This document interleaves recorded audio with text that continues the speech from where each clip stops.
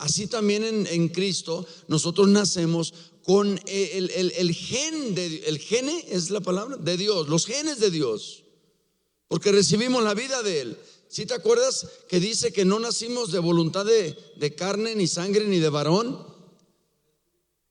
¿Sí? No nacimos de eso, nacimos de Dios. Por eso hay veces que hay personas que los padres de familia, cuando estaban embarazadas las mujeres, las madres, el padre quizá y por miedo le decía: ¿sabes qué? Vas a tener que abortar. Pero ya estaba en el corazón de Dios que esta persona naciera. ¿Por qué? Porque no fue de voluntad humana, ni por carne ni sangre, sino por Dios. Entonces esa persona, aunque la hayan querido abortar, esa persona iba a nacer porque era por voluntad de Dios que esa persona tenía que nacer. ¿Estamos aquí? Entonces nacemos de nuevo espiritualmente. Nuestro espíritu estaba muerto, el Espíritu Santo lo resucita, recibimos la vida de Dios, se llama regeneración, pasamos de muerte a vida, nacemos de nuevo. Ese nuevo nacimiento, según 2 Corintios 5:17, dice que si de modo que si alguno está en Cristo Jesús, nueva criatura es, las cosas viejas pasaron, he aquí todas son hechas ¿qué? Son hechas nuevas. Está hablando de la naturaleza espiritual, ¿sí? De recibir la vida de Dios en nosotros.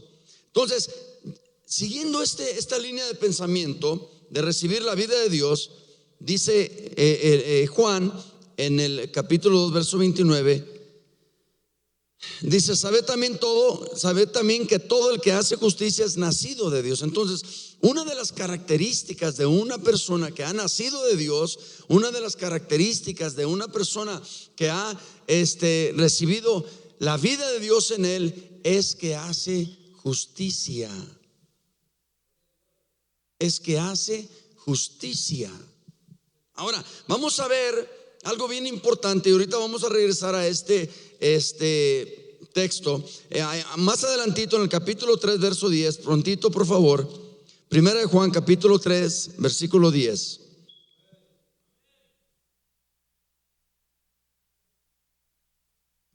¿Sabe? Hay veces que hay personas que dicen: no me juzgues.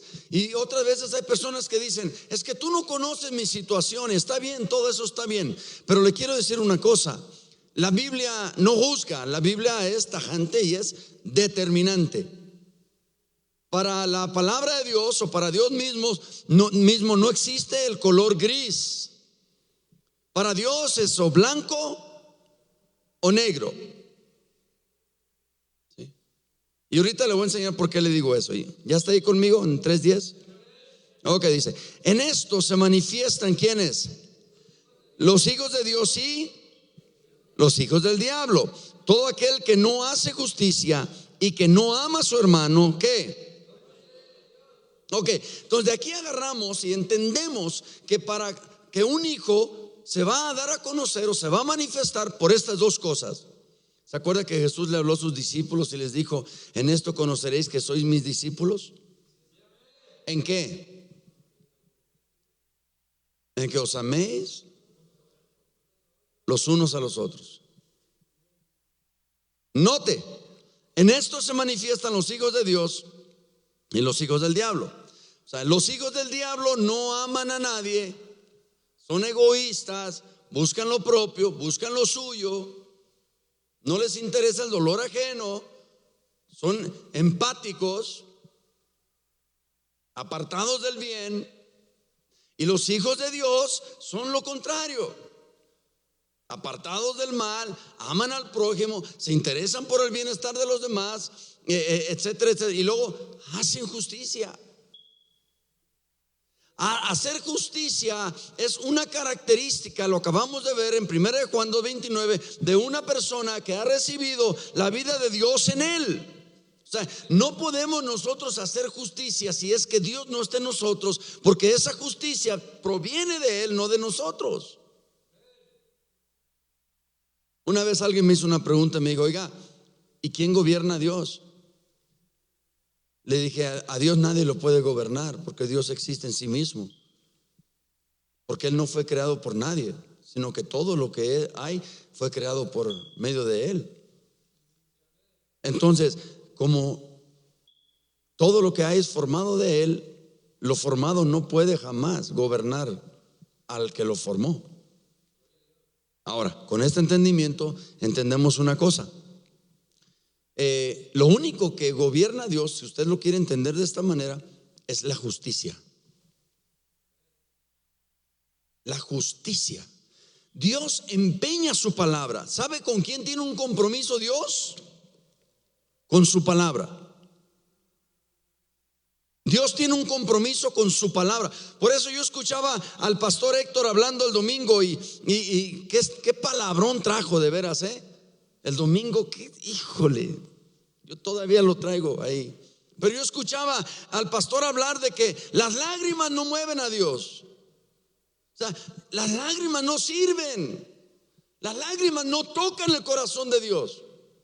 Por más que una persona llore y le clame a Dios llorando, esto no va a causar que Dios haga nada, porque Dios no tiene compromiso con lágrimas ni con llorones. Dios tiene compromiso con su palabra. ¿Por qué nomás los amenes se oyen acá? Quiero que entienda esto, porque si logra entender esto, entonces usted se va a meter a la palabra de Dios y de aquí usted se va a agarrar. O sea, si lo que yo le pido a Dios está dentro de la palabra de Dios, entonces yo voy a tener la certeza de que Dios me escucha y que Dios va a hacer algo al respecto. ¿Qué no dice la Biblia? Que si oramos conforme a su voluntad, ¿Él qué? Él nos oye. Si oramos conforme a su voluntad, Él nos oye. ¿Dónde está su voluntad? En la palabra. Dios tiene un compromiso ¿con qué? Con su palabra, porque su palabra es su voluntad.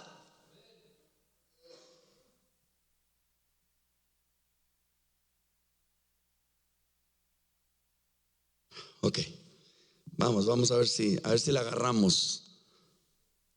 ¿Alguna vez has empeñado tu palabra? Hoy en día tienes que empeñar. Si vas a que te presten dinero, tienes que empeñar algo como oro o algún estéreo, una televisión o algo, porque ya no hay palabra. Pero que tú empeñes algo quiere decir que cuando tú pagues te van a regresar aquello que tú empeñaste. Dios empeñó su palabra. El compromiso de Dios es con su palabra. A Dios lo rige la justicia dictada por su palabra. Es lo que lo rige a Dios. Ahora, si estas dos características de amar, ve prontito a Juan capítulo 4 versículo 7, prontito, porque quiero enseñar esto. Si tú eres nacido de Dios, debes de saber estas cosas para que tú andes en ellas. Entonces, este es un detalle que hemos visto que ocurre, de que las personas de repente son nacidas de Dios y no andan en este tipo de novedad de vida. Entonces, estas cosas son para que nosotros andemos en novedad de vida, que nosotros adoptemos estas cosas. Amén. Ok, verso 7, ¿ya estás ahí?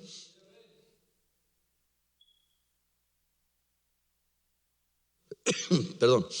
Dice: amados, amémonos unos a otros, porque el amor es ¿de quién? Lea su Biblia, su palabra. No piense, esto no es adivinar, esto es leerlo de la palabra de Dios. Otra vez: amados, amémonos unos a otros, porque el amor es ¿de quién? De Dios. Todo aquel que ama es ¿qué? ¿Qué dice ahí? Nacido de Dios. Ok, y conoce a Dios. Verso 8: el que no ama no ha conocido a Dios, porque Dios es ¿qué? ¿Se da cuenta? Wow. Esto es bien tremendo, porque cuando nosotros vamos a la palabra de Dios y leemos la Biblia es clara. Todo aquel que no hace justicia y que no ama a su hermano no es de Dios. ¿Sí ve lo tajante que es? ¿Sí ve lo tajante que es esto? Todo aquel que no ama y que no hace justicia no es de Dios. No dice quizá y no es de Dios. No dice puede no ser de Dios. No dice podría llegar a no ser de Dios. No, dice no es de Dios. Toda persona nacida de nuevo, toda persona que haya recibido la vida de Dios en él, toda persona que haya sido regenerada, toda persona que haya creído en Jesús, se haya arrepentido de sus pecados, toda persona debe amar a su hermano y debe de hacer justicia. Déjame rápidamente te hago una pequeña reseña de lo que, fíjate, dice en Mateo 13, en la parábola. Yo creo que todos conocemos la parábola del sembrador, ¿no? ¿Sí? Hay una porción ahí en Mateo 13, en el verso 38, dice: y el campo es el mundo, y la buena semilla son los hijos del reino. Bueno, ve prontito ahí, vamos ahí, Mateo capítulo 13, versículo 38. Mateo 13, 38.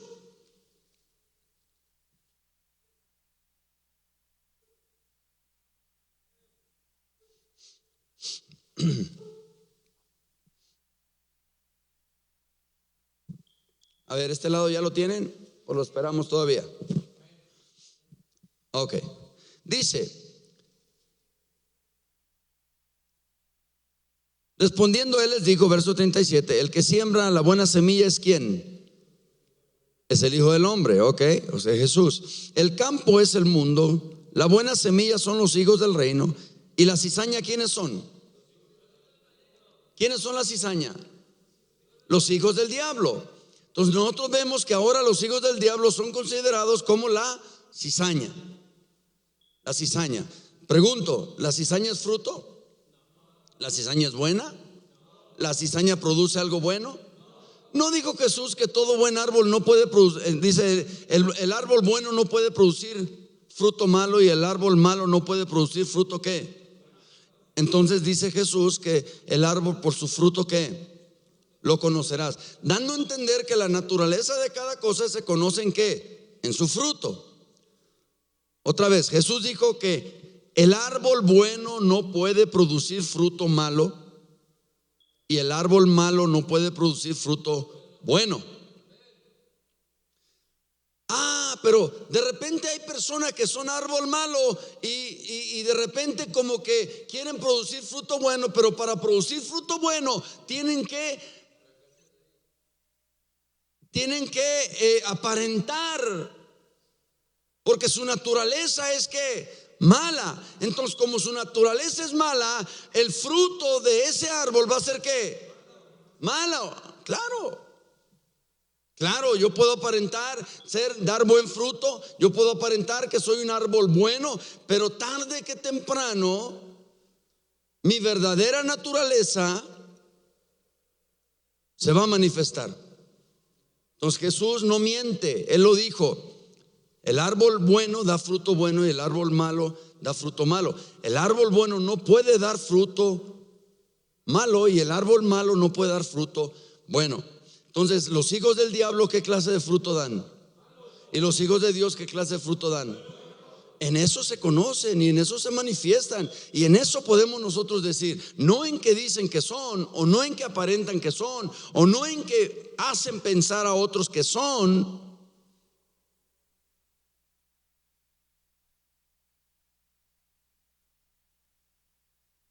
Yo les dije el otro día, imagínense a Jesús con una pipa. Imagínense a Jesús con una cerveza. ¿Verdad que no puede imaginárselo? ¿Cómo puede entonces un hijo de Dios hacer eso? Entonces, cuando un hijo de Dios se va y fuma droga, no podemos decir que es un hijo de Dios, porque los hijos de Dios nacidos de nuevo no manifiestan esas cosas. Dígalo fuerte. O sea, por eso dicen, oiga pastor, ¿por qué el hermano fulano? Es que va a la naturaleza, es que cuando tiembla se va al cimiento. Tan bueno el cimiento, así va a ser el edificio. Si tiene un cimiento malo, con un temblor pequeño el edificio se va a caer. Si tiene un cimiento bueno, con un temblor grande el edificio no se cae. Mateo capítulo 6 habla de los dos cimientos, habla de que uno que se cimbró sobre la arena, aquel que hizo su casa sobre la arena, que vino los vientos y qué pasó, y se los llevó. Y aquel que fundó sobre Cristo, la piedra, se mantuvo. Entonces, entiéndalo. Dos simientes, dos árboles, dos naturalezas, hijos de Dios, hijos del diablo, trigo, cizaña, todo es lo mismo. Todo habla de lo mismo. Todo habla de lo mismo. Por eso dice en 1 de Juan capítulo 3 versículo 8, dice que los hijos de Dios, ¿qué no hacen los hijos de Dios? A ver, búsquenmelo ahí. 1 de Juan 3:8, por favor. ¿Sí trae 1 de Juan su Biblia? Ok. ¿Qué dice que los hijos de Dios no hacen? Búsquelo. ¿Qué dice que los hijos de Dios no hacen? No dije adivine, dije búsquelo. ¿Qué dice que los hijos de Dios no hacen? Primera de Juan 3:8. No practica el pecado. El hijo de Dios no practica el pecado. Entonces, cuando vemos a alguien que está practicando pecado, ¿es un hijo de Dios? ¿Lo dice el pastor? ¿Quién lo dice? La palabra de Dios. No erréis. Dios no puede ser burlado. Lo que el hombre sembrare, eso mismo que segará. O sea, esa palabra no erréis es como no te hagas. O sea, no te pases ¿cómo dice? Por desapercibido. O no ignores. O sea, lo que siembras vas a cosechar. El árbol se conoce por su fruto. Y como hijos de Dios tenemos una naturaleza, tenemos la vida de Dios en nosotros. Y una de las cosas que nosotros manifestamos es el amor a los hermanos, el amor a otros. Y yo podría entrar muchísimo a esto. No lo voy a hacer mucho porque te quiero hablar un poco más sobre la justicia de Dios. Cuando ves a un hermano que está padeciendo o careciendo en necesidad y tú le dices que le vaya bien, tú sabes que ese hermano quizá ahí no va a tener para cenar, o quizá ahí no tiene suficientes cobijas para pasar la noche fría, o tú sabes que tiene hijos y van a la escuela y no tiene para los útiles, y tú sabes que está pasando por una carencia, un problema, o no tiene trabajo por esta pandemia X o Z, y tú lo sabes, y que le vaya bien, Dios le bendiga. Eso no sirve, hermano. Por eso Juan ahí mismo dice que no amemos ¿de qué? De palabras, sino de hechos. Decirle a alguien Dios le bendiga, que le vaya bien, eso no lo bendice. ¿Qué lo bendice? Meter la mano a la bolsa, sacar un billete y decirle Dios le bendiga. En esto se manifiestan los hijos de Dios. En que cuando tú ves que uno de tus hermanos está en un problema, tú haces casi ese problema tuyo. Que cuando ves que un hermano que se congrega en la congregación tuya, no viene por una semana, por 2 semanas, por 3 semanas, por un mes, 2, 3 meses, tú debes de indagar y ir a su casa y decir: oye, hermano, ¿cómo estás? No te he visto en la congregación. ¿Hay algún problema en lo que yo te pueda ayudar? Bueno, siquiera puedo orar por ti, o puedo escucharte, o puedo darte un consejo. Qué bonito sería, ¿no? Porque en esto se manifiestan los hijos de Dios, en que aman a sus hermanos. Oye, fulano está caído en cama, híjole, pues hay que ir a ver en qué podemos ayudar. Ya de perdida llevarle algo, no sé. Y te estoy hablando por lo que estoy aprendiendo. Yo también fallo. Pero ¿qué es lo que está saliendo de nosotros como hijos de Dios? ¿Qué es lo que está saliendo de nosotros? ¿Qué estamos manifestando nosotros? ¿La vida de Dios? ¿O cuál vida? ¿O la vida de quién? Las personas que vienen en contacto con nosotros realmente se van con ese sabor de decir: híjole, sentí algo. Sentí a Dios, porque se hizo justicia. Es hermoso cuando se hace justicia, hermanos. Es hermoso cuando se ama al prójimo. Por eso acuérdate que todos los mandamientos se redujeron a uno. Todos de los antiguos, que ya sabemos que eran muchísimos, parece que eran como 618 entre ritos y mandamientos, y luego se hicieron 10 mandamientos, y luego los 2 mandamientos de Mateo 37 ¿qué será? Mateo 22 del 37 al 42. Amarás a tu Dios sobre todas las cosas y a tu prójimo como a ti mismo. Y luego en las cartas paulinas Pablo dice, me parece que es a los Gálatas, dice que todos los mandamientos se reducen a uno, que es que a tu prójimo como a ti mismo. Yo no puedo decir que amo a Dios si no amo al prójimo. ¿Por qué? Porque yo puedo decir que amo a Dios, pero Dios es espíritu y Dios no se ve. Entonces, ¿cómo manifiesto yo mi amor por Dios? Con los que sí se ven. Yo puedo pasarme toda la vida dándome golpes de pecho y decir que yo amo a Dios, y puedo tener lo que sea, pero ¿cómo amo yo a Dios que no veo si no amo a mi prójimo que sí veo? ¿Alguien me puede decir eso? Y creo que en esta área nosotros fallamos. Creo que en esta área sí estamos cortos. Nos falta más amor. Tenemos que amar a las personas. ¿Y sabes por qué tenemos que amar? Porque Él nos amó primero. Y ahí te va. De todos modos, si tú no entiendes esto, debes entender que cuando tienes la vida de Dios en ti, esa vida de Dios es el amor, porque Dios es amor. Al tener la vida de Dios en ti, esto te va a ayudar a que tú puedas amar a otros con el amor de Dios. Dice en Romanos 5:8, porque Dios ha derramado en nuestros corazones por el Espíritu Santo el amor de Dios. Entonces tú ya debes de tener amor dentro de ti. Si te la pasas peleando con todo mundo, estás perdiendo el tiempo, porque en realidad deberías de estar invirtiendo tu tiempo en amar a los demás. O sea, acuérdate de esto. O sea,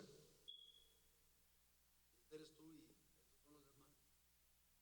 4 no pueden estar equivocados. Entonces necesitamos amar a los demás, y los debemos de amar porque una de las características, la característica número 1 de un discípulo de Jesús es el amor por los demás. El amor por los demás. ¿Sabes qué es lo que necesita el mundo? Amor. ¿Sabes qué es lo que necesitan las familias? Amor. ¿Sabes qué es lo que necesitan los hogares? Amor. Yo de repente me doy cuenta que hay hogares donde el papá y la mamá son fríos. O sea, no saben abrazar, no saben dar un abrazo, no saben dar un beso, no saben demostrar afecto, no saben demostrar cariño. Ellos quizá lo hacen proveyendo, comprando ropa o un techo o algo. Pero yo creo que sí es necesario que la persona escuche de aquellos que lo aman, que la persona escuche: mi hijo, te amo mucho, mi hija, te amo mucho. Eso es importante que lo escuchemos, porque aquello nos reafirma, aquello nos da seguridad, aquello nos da el sentido de pertenencia. Por eso andamos en la calle de jóvenes ahí buscando en qué grupo voy a pertenecer, si en el darketo, en el punk, en el cholo, en el gay, en el no sé. Y por eso andamos y no encajamos aquí, y buscamos encajar, y a veces hasta comprometemos nuestros buenos modales a fin de poder pertenecer a algo. ¿Por qué? Porque en nuestra casa no tenemos ese sentido de permanencia, ni de pertenencia tampoco, donde yo pertenezco, donde yo puedo llamar mi casa un hogar, y donde puedo llamar a mi familia una familia. Y esto es lo que hace falta, hermanos, en la iglesia de Cristo, porque en Efesios Pablo llama a la iglesia de Cristo la familia de Dios. Entonces, como familia de Dios, debemos amar a nuestros hermanos. Yo veo en el Face cada rato que ponen familia que habla mal de ti no es familia. Pues es mentira. Es mentira eso. Porque tu familia nunca puede dejar de ser tu familia, porque tú no escogiste tu familia, ni tu familia te escogió a ti. Fue algo que se dio y punto. Pero lo que sí debes de entender es de que si tú proclamas tener a Dios o ser de Dios o que Dios mora en ti, la primer característica que debe de notarse es la vida de Dios en ti. Amor. Y la segunda es la que vimos en 2:29 de 1 de Juan. De todo el que hace justicia es nacido de Dios. Entonces, cuando nosotros entendemos que hemos nacido de Dios y que Dios, tenemos la vida de Dios, vamos a hacer justicia, vamos a ser justos. Ahora, déjame leerte algo. Dice: quien no hace justicia no es de Dios. Imagínense ustedes, son tres, el papá y la mamá mueren, dejan una casa, y no hay escrituras y van a tener que ver cómo se arreglan. Hombre, hermanos hasta se matan por una casa, por una herencia. Entonces, pero si nosotros entendemos que necesitamos hacer justicia, pues justicia son partes iguales, ¿sí o no? En un hogar, hacer justicia sería amar a los hijos igual que las hijas. Sería amar al primogénito igual que al último. Sería amar al que no me da problemas como amar al que me da problemas. ¿Cuántos están aquí? O sea, hacer justicia es hacerlo recto, hacerlo correcto, hacerlo debido. Porque dice la Biblia que toda injusticia es pecado. Entonces, hacer justicia es hacer lo correcto. Yo tengo un problema contigo, no voy a ir detrás de tus espaldas a hablar mal de ti para ponerte en mal con otras personas, sino que te voy a hablar yo cara a cara y te voy a decir: oye, tengo este problema contigo, vamos a arreglarlo, porque esto es lo que dice la Biblia que yo haga. Está en Mateo capítulo 18. ¿Sí? Si tú tienes un problema con tu hermano, dice: ve tú y estando a solas con tu hermano. No dice: agárrate a 5 y denle una paliza. No, eso no es hacer justicia. Hacer justicia es que cuando alguien te haga un mal, tú busques corregir ese mal y estar en paz con aquella persona que te hizo el mal. No es pagarle con otro mal. Jesús dijo que los males se pagan ¿con qué? Con bienes. Y que cuando te den una cachetada en la mejilla izquierda, pongas la derecha. Esa es justicia. Entonces, toda injusticia es pecado. Quien no hace justicia no es de Dios. Es decir, lo hace, no parece haber nacido de Dios. Quien por fe no se aferra a la justicia de Cristo para su justificación ante Dios y su aceptación con Él, y que no hace obras de justicia en la fe desde un principio de amor, fundamentado en amor y con miras a la gloria de Dios.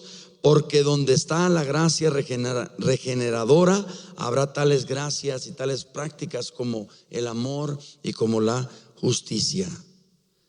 Ahora, te hablo rápido de la justicia de Dios porque me quedan algunos 5 minutos. La justicia de Dios es uno de los atributos más notables de Dios en las Escrituras. Es también uno de los más evasivos. Para empezar, separar la rectitud de Dios de su santidad o de su bondad pareciera ser difícil. Otra vez, separar la rectitud de Dios de su santidad o de su bondad pareciera ser difícil. Además, la rectitud de Dios es virtualmente un sinónimo de su justicia. Un sinónimo de su justicia. Aun cuando la palabra más común para justo en el Antiguo Testamento significa recto, y en el Nuevo Testamento la palabra significa igual, recto. En un sentido ético, ambas palabras significan recto. O sea que en el Antiguo Testamento, para hablar de la justicia de Dios o para hablar de algo recto o correcto, le decían justo. ¿Sí? Por eso Job era ¿qué? Justo. ¿Sí? Entonces, pero en el Antiguo Testamento cambiaron esa palabra porque en realidad son sinónimos de la palabra justo con la palabra recto. En el Antiguo Testamento justo, en el Nuevo Testamento recto, pero son las mismas palabras. Entonces, al decir que Dios es justo, estamos diciendo que Él siempre hace lo que está correcto. Ahora, vivimos en un mundo donde las personas retan esto que yo acabo de decir. ¿Y qué es correcto? Porque entonces ellos salen con cosas como, pues lo que puede ser correcto para ti puede no ser correcto para mí. Bueno, sí, en este mundo así es. O sea, un hombre con hombre, para él puede no ser correcto, puede ser correcto vivir una vida conyugal. Para mí es incorrecto. Ahora, si vemos y entendemos que vivimos tiempos donde cada quien, escucha esto, cada quien dictamina por sus placeres, sus deseos, por sus intereses muy particulares, ellos determinan lo que es correcto y lo que no es correcto. Ahora, ahí te va. Hay una palabrita muy pequeña que se llama moralidad, ¿cierto? Moralidad, de ahí viene la palabra, de ahí sacan cosas como el pudor y otros sinónimos. Cuando una mujer, por ejemplo, en los tiempos antiguos, las mujeres nunca usaban las faldas o los vestidos abajo de las rodillas, y la cabeza se la tapaban siempre porque era sinónimo de pudor. Era una persona muy distinguida y muy respetable. ¿Estamos aquí? Ok, bueno, entonces cuando nosotros hablamos de que Dios hace siempre lo correcto y nosotros debemos de adoptar esta actitud de parte de Dios y de hacer siempre todo lo correcto, entonces alguien te va a retar y te va a decir, ¿qué es correcto? Y entonces aquí es donde entra lo que sabes. Y entonces tú tienes que, de un modo y otro, llevar a la persona al entendimiento de que la moralidad Dios la puso en la mente del ser humano para que por él mismo pueda distinguir entre el bien y el mal. Dios la puso en el ser humano para que el ser humano más ignorante puede saber lo que es bueno y lo que es malo. Ahora, vamos a suponer que tú no sabes lo que es bueno y lo que es malo. ¿Sí? Ok. Cuando vas y agarras algo que no es tuyo y lo escondes y dices que no fuiste tú, ¿por qué lo escondes y por qué dices que no fuiste tú? Dicen, los niños no saben lo que hacen. Cuando van y agarran una paleta que no es de ellos, la esconden. ¿Por qué la esconden? No, el hecho de que esconde aquello es evidencia o es una manifestación de que el niño sabe que lo que hizo, eso se llama moralidad. Y esto Dios lo colocó en cada ser humano para que cada ser humano distinguiera. Eso se trabaja ahí en la conciencia. Pero cuando el ser humano vive pecando y practica el pecado y se entrega a ello de tal manera que su conciencia queda cauterizada, entonces cauterizado quiere decir que aquello quedó soldado, sellado y ya no siente nada. El negocio se cerró y ya no hay negocio ahí. Y entonces ya no siente nada. Agarra una pistola y le da un balazo a alguien, lo mata, se hace sicario, etcétera, etcétera, etcétera. Ya, adiós moral, se fue la moral. Adiós lo correcto, se fue lo correcto. Ahora ellos dictaminan qué es lo correcto. Le preguntan a uno de los más grandes narcotraficantes, ¿has matado a alguien? Dice, nunca he matado a alguien que no se lo merezca. No, la pregunta no era esa. La pregunta era, ¿has matado a alguien? Ahorita en Celaya, el Marro acaba de matar a 5 hombres inocentes porque él pensaba que eran de un cártel rival y eran personas normales como tú y como yo. Entonces, entiéndeme, te quiero decir esto. Cuando dice la Biblia que los hijos de Dios se manifiestan haciendo justicia, nosotros empleamos lo de Dios y nosotros no definimos lo que es correcto. Escucha esto, nosotros no definimos lo que es correcto. Mira, una muchachita de 15 años, escuche, una muchachita de 15 años conoce a un hombre, se mete con él y se va y vive con él. No es correcto. No es correcto, no es correcto ni moralmente, no es correcto ni éticamente, no es correcto ni espiritualmente, y no es correcto de ninguna forma.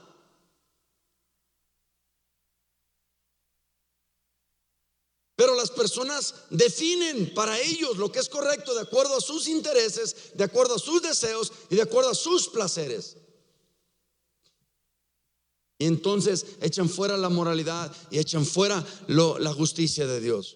Por eso dice Dios que la justicia propia del hombre son como ¿qué? Como trapos de inmundicia. ¿Por qué es que Dios dice que la justicia nuestra o nuestra propia justicia son como trapos de inmundicia?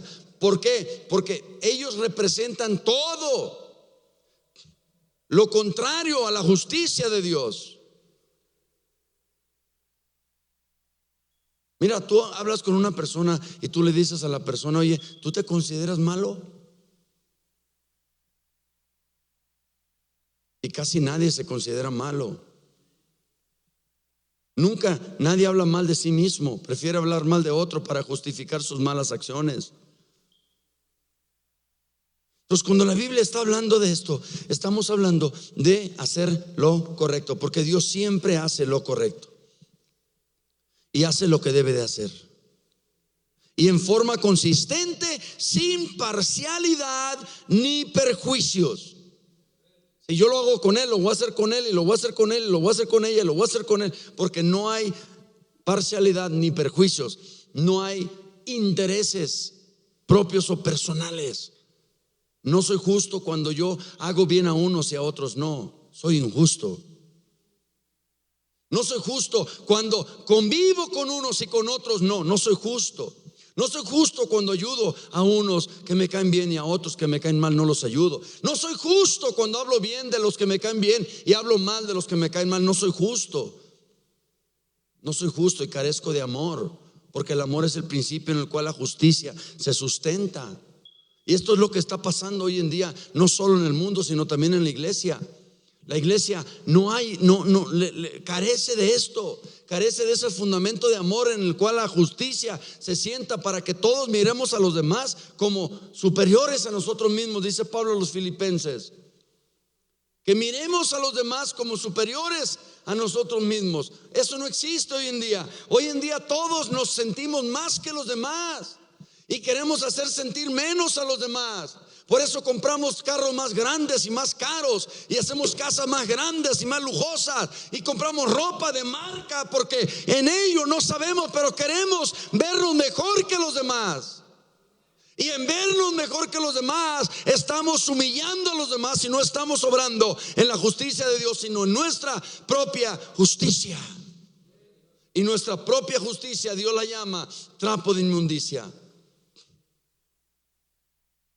Y esto es lo que le falta a la iglesia. No hay convivencia, no hay compañerismo. ¿Por qué? Porque no hay amor. Y si no hay amor,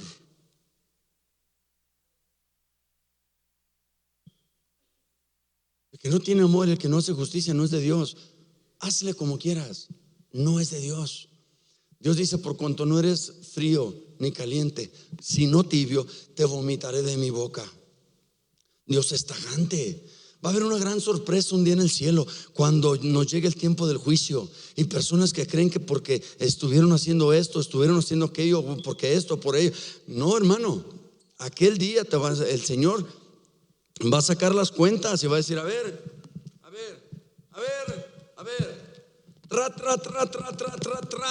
no careciste de amor, te faltó justicia. El otro día me dice Rubén: pastor, la verdad, usted está pasando con los muchachos, le está dando demasiada chance. ¿Qué fue lo que me dijiste, Rubén? ¿Sí te acuerdas?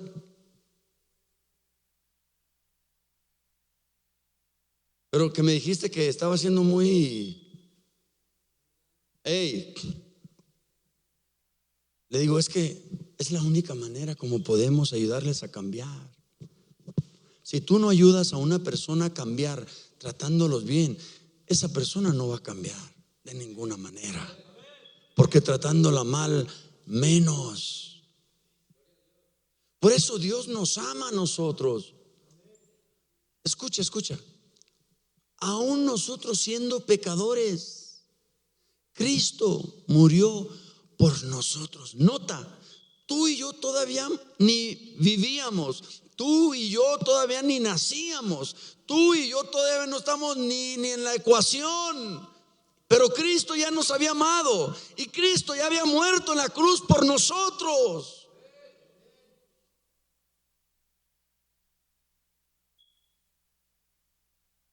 ¿Sabes? Este tema de la justicia de Dios, hermano, empareja a todos.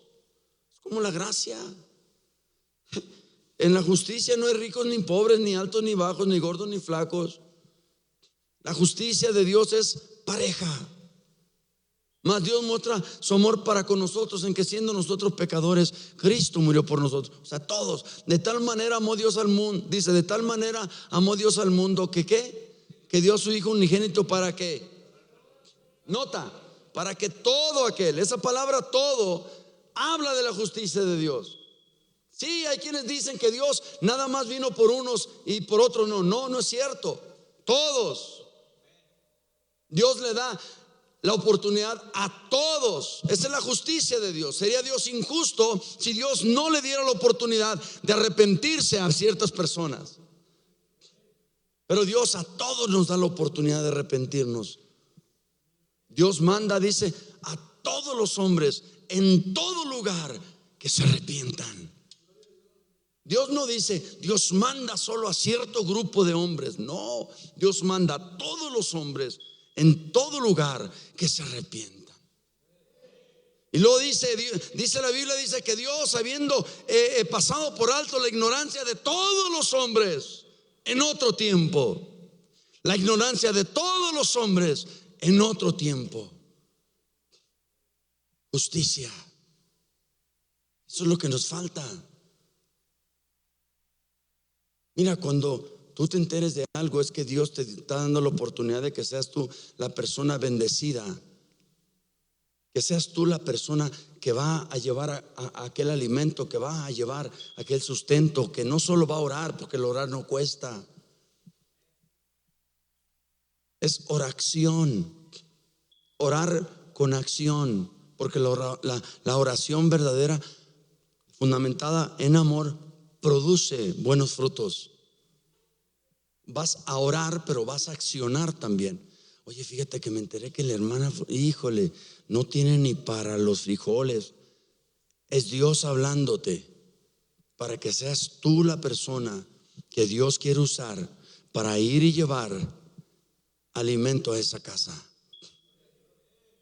Dios no te está diciendo, fíjate que la hermana no tiene que comer para que te burles y te rías de ella y luego vas y hables y chismes de ella. No, Dios te está dando la oportunidad. Ahora ahí te va. Si Dios te lo está haciendo de esta manera y tú haces caso omiso, ¿sabes qué va a hacer Dios? Dios va a usar a otro. Dios va a usar a otro que sí se deje. Porque cuando hay uno que no quiere, hay 20,000 millones que sí quieren. Porque todos somos necesarios, mas nadie es indispensable. Estaba el Padre y el Hijo, dicen, ¿quién ha creído en nuestro anuncio y sobre quién se manifestará el brazo fuerte de Jehová? ¿Quién irá? Y luego estaba escuchando esto el profeta Isaías y le dice, heme aquí, Señor, envíame a mí. Dios siempre va a tener hombres y mujeres que estén dispuestos a ir. Dios siempre va a tener hombres y mujeres que estén dispuestos a pagar un precio. Dios siempre, cuando el profeta Elías estaba angustiado porque le habían amenazado de muerte y miraba que Acab y su esposa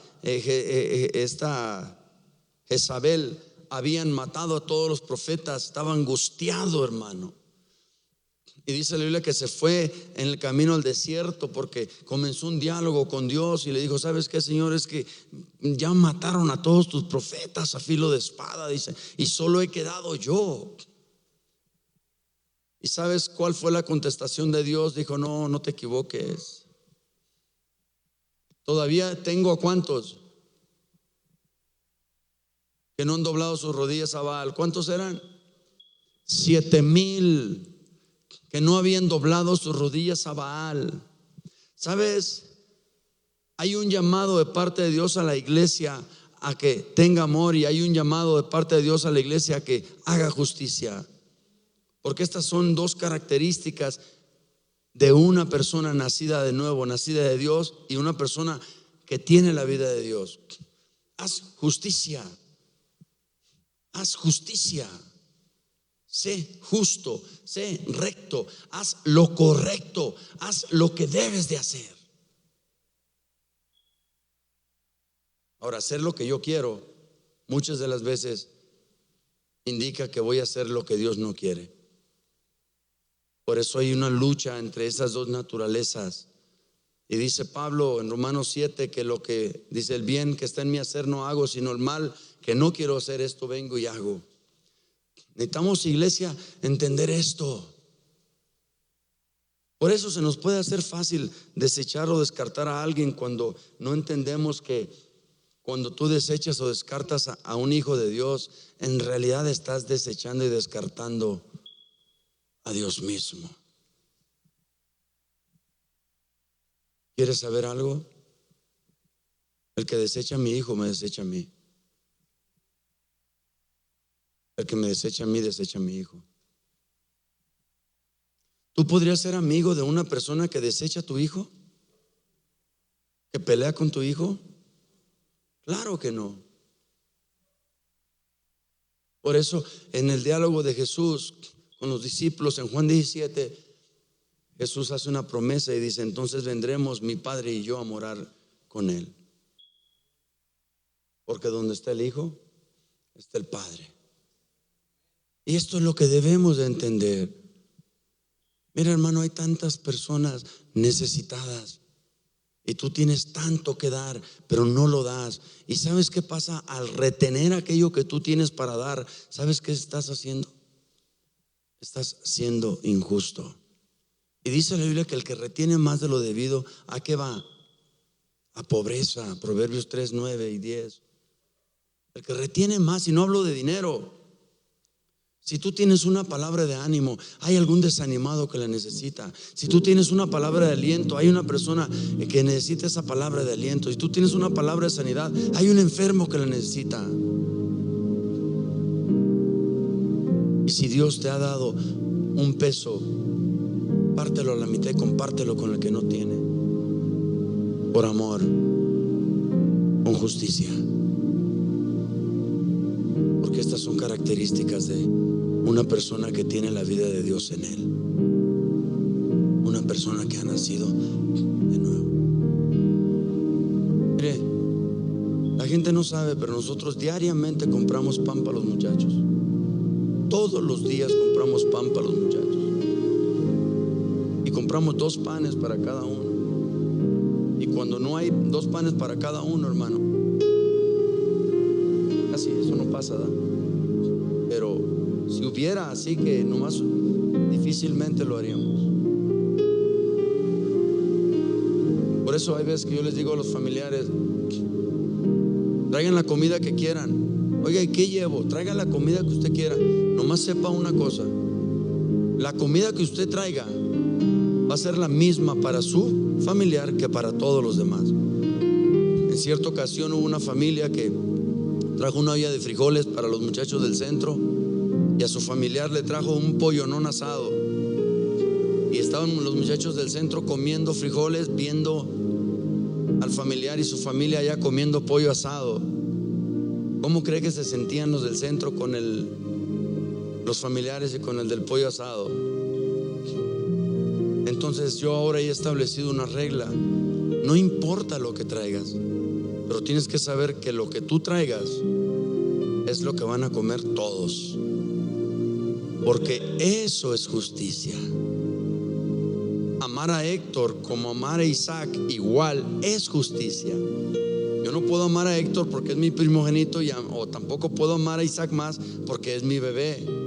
No, a los dos los abrazo, a los dos los beso, a los dos les digo que los amo, a los dos les mando mensaje casi diario diciéndole: mi niño, ¿dónde andas? Me dice el Isaac que a veces anda ahí, y que por error le pone el WhatsApp con voz, y pues anda con sus amigos y todo, y mi niñote, ¿dónde anda? Repórtate, y quiere pagarlo. Le da vergüenza. Pero tenemos que ser justos, hermanos, equitativos, hacer lo correcto, no obrar en nuestra justicia, sino obrar en la justicia de Dios. Yo sé que nos va a costar porque tenemos una naturaleza antigua, pero acuérdate, si tú estás en Cristo, eres nueva criatura, y si la vida de Dios está en ti, vas a poder hacer justicia. Vas a poder hacer justicia. Yo debo de saber, hermanos.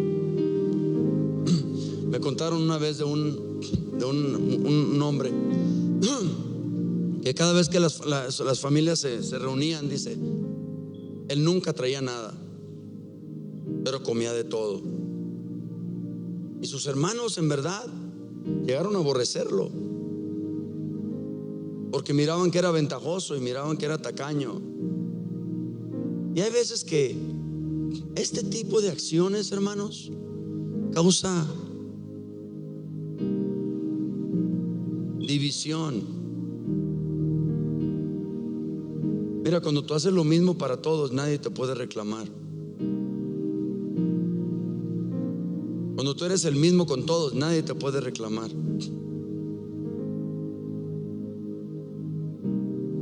¿Tú mirabas a Jesús que con unos era de una manera y con otros era de otra? No, Jesús era el mismo siempre con todos. Que estaban los sacerdotes ahí, Él era el mismo. Que estaban los principales ahí, Él era el mismo. Que estaba un leproso, era el mismo. Que estaba un enfermo, era el mismo. Acuérdese ese día del reposo, cuando Jesús levantó al paralítico, le dijo: toma tu lecho y camina.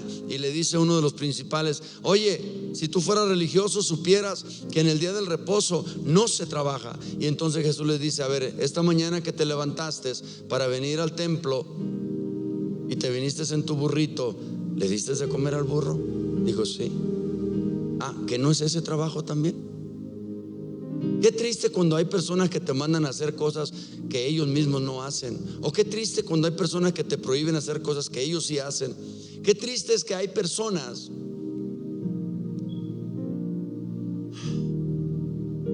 que te pidan hacer algo que ellos no están dispuestos a hacer. Por eso esa es la diferencia entre religión y comunión. Ustedes saben que hay una época aquí en México donde no se come carne, ¿verdad? Porque dicen que es pecado, ¿no? ¿Por qué es pecado comer carne? En la Cuaresma, ¿por qué es pecado comer carne? ¿Alguien sabe? Bueno, ¿por qué no comen carne? Pues si no saben. ¿Alguien sabe? Ayúdeme. ¿Por qué no comen carne en Cuaresma? Es Semana Santa. Ok.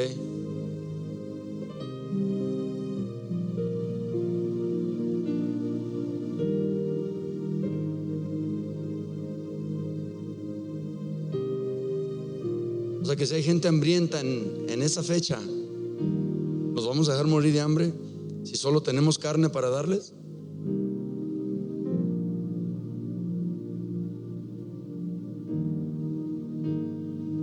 Ahora imagínense yo diciéndoles: no pueden comer carne, y yo comiéndome unos bistezotes. Es como nuestro gobierno: quédense en casa. Ellos no se quedan en casa. Ve y estaciona tu carro ahí, y si no tienen el multímetro te van a dar una infracción. Ellos no se quedan en casa. Los tránsitos están trabajando, los policías están trabajando, todos están trabajando. Nadie se queda en casa. Ellos te piden a ti que te quedes en casa. Ellos no se quedan en casa. Porque no es lo mismo decir ve y haz a decir ven, hagamos. Nadie dice que todos Ciudad Guzmán se quedaran en su casa. Qué chido, ¿no? Pero tú sales a la calle y vas a ver que todos aquellos que te piden que te quedes en casa, ellos no se quedan en casa. Y eso la Biblia llama hipócritas. Y necesitamos pasar de ser gente hipócrita a ser gente que hace justicia de Dios, no la mía. No la mía, no la tuya, no de acuerdo a nuestros intereses, no de acuerdo a lo que nosotros queremos o deseamos, sino de acuerdo a lo que Dios quiere. Por eso en los ayunos hay personas que siguen los ayunos al pie de la letra, pero si tu corazón está mal, tu ayuno no te sirve de nada.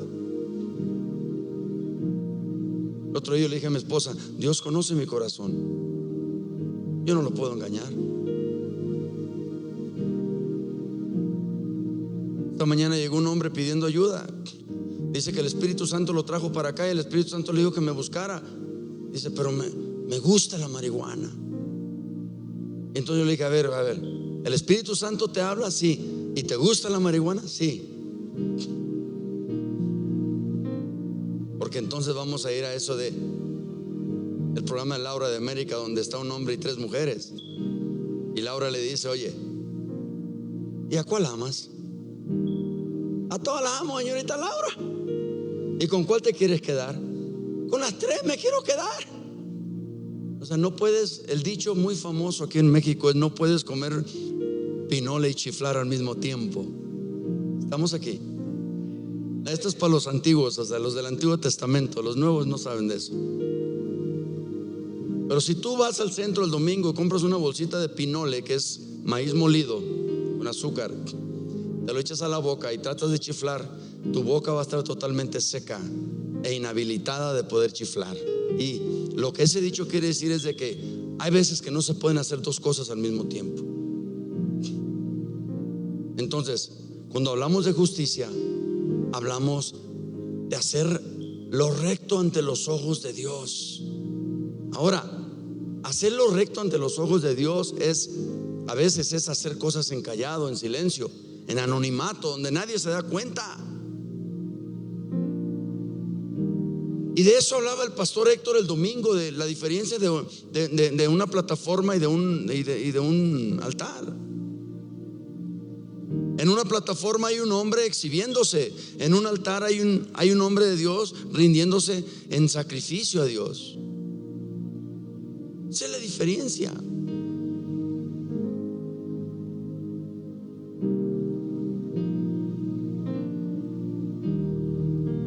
El dicho muy famoso, el que no tranza, pues yo no necesito transar para avanzar. Me puedo parar aquí, gracias a Dios. Nunca en 30 años han venido al templo, ni aquí ni al otro, a buscarme porque le debo a nadie, o porque le he hecho mal a nadie, o porque dejé una mujer embarazada, o porque tengo hijos regados, o porque está feo, porque robé, nada. Sí, tengo mis pecados y Dios lo sabe. Y si tú tienes los tuyos, no indagues los míos. Y si no te importan los míos, no me importan los tuyos. ¿Aló? Porque el que se sienta sin pecado, que arroje la primera piedra. El otro día le estaban haciendo bullying a un muchacho en el centro porque usaba X. Y le digo, ¿sabes qué es lo hermoso de esto? Es de que aquí todos estamos igual. Aquí todos somos locos. Entonces otro loco no te puede hacer bullying porque también él es loco. O sea, el loco se refiere a uno a drogadicto. ¿Cómo puede un drogadicto hacerle bullying a otro drogadicto porque se droga?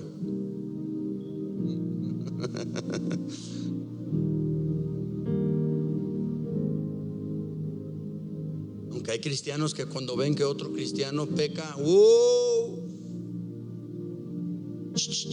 bájale, para que cuando tú peques tampoco echen las campanas a volar. Porque si tú no cuentas mi pecado, yo tampoco cuento el tuyo. Y si cuando tú peques, yo doblo mis rodillas y oro y le digo, Dios, bendice a mi hermano que pecó, fortalécelo, levántalo, restáuralo. Porque yo también voy a esperar lo mismo de ti cuando yo también peque, porque voy a pecar.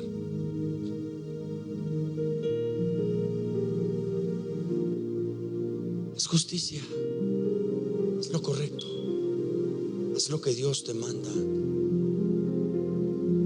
Pablo dijo, si yo les hiciera caso a ustedes, no sería servidor de Cristo. Si yo hiciera lo que ustedes quieren, no sería servidor de Cristo. Por eso el hombre de Dios, el camino del hombre de Dios es solo, es soledad. No le llaman, no le visitan, no le indagan, no preguntan cómo está. Porque el hombre de Dios siempre va a tomar el lugar de Dios. Y quieres saber algo, se lo voy a decir para irnos a dormir a gusto. Dios también se siente solo. Porque aunque tiene un pueblo grandísimo, la gente no se interesa por él, no lo busca, no le habla, no le pide. Y entonces Dios simpatiza con los pastores ese camino de soledad, porque aunque hay templos y unos llenos y hay altares y llenos de gente, pocos hablan con Dios. Haz justicia, sé justo, sé recto, haz lo correcto. Pastor, ¿y qué es lo correcto? Mire, tuvimos nosotros una fuga aquí en el centro. Se fueron 15, 16 muchachos. Fíjese bien, esa tarde me había dicho mi esposa: mi hijo, deberías ir al centro a quedarte. Y me entró por aquí y me salió por acá. Si yo haya escuchado lo que mi esposa me dijo, me haya venido al centro y me quedo aquí a dormir y no pasa la fuga. Pero hay veces que nos llega un aviso y nos entra por aquí y nos sale por acá. Y cuando pasó eso, llegó mi esposa y me dijo: ¿qué te dije? Me ha salido más barato haber obedecido. Porque cuando un hombre o una mujer, escucha esto, son nacidos de nuevo, son guiados por el Espíritu. Por eso dice la Biblia: el viento sopla de un lado para otro y tú no sabes ni dónde viene ni a dónde vaya. Así son los hijos de Dios, guiados por el Espíritu. Y hay veces que Dios usa gente así para hablarnos y para darnos un aviso, y nosotros hacemos caso omiso, y entonces vienen las consecuencias.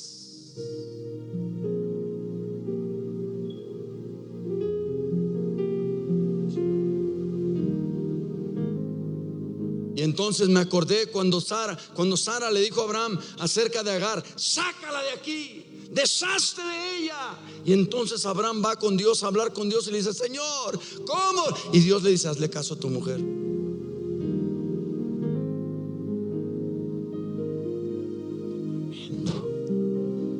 O sea que las mujeres van a agarrar ese. Haz lo que tu mujer te dice. Entonces agarró a Agar y al niño y los mandó al desierto, porque se tenían que ir, porque no eran parte de la promesa, porque era la representación de la acción humana contra la representación divina de Dios. No era Isaac, era Ismael.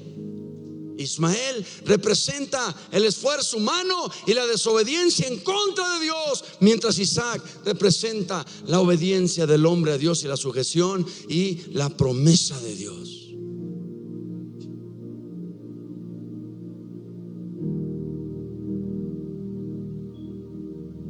Haz justicia aunque te hagan injusticia. Paga mal con bien aunque te paguen mal por bien.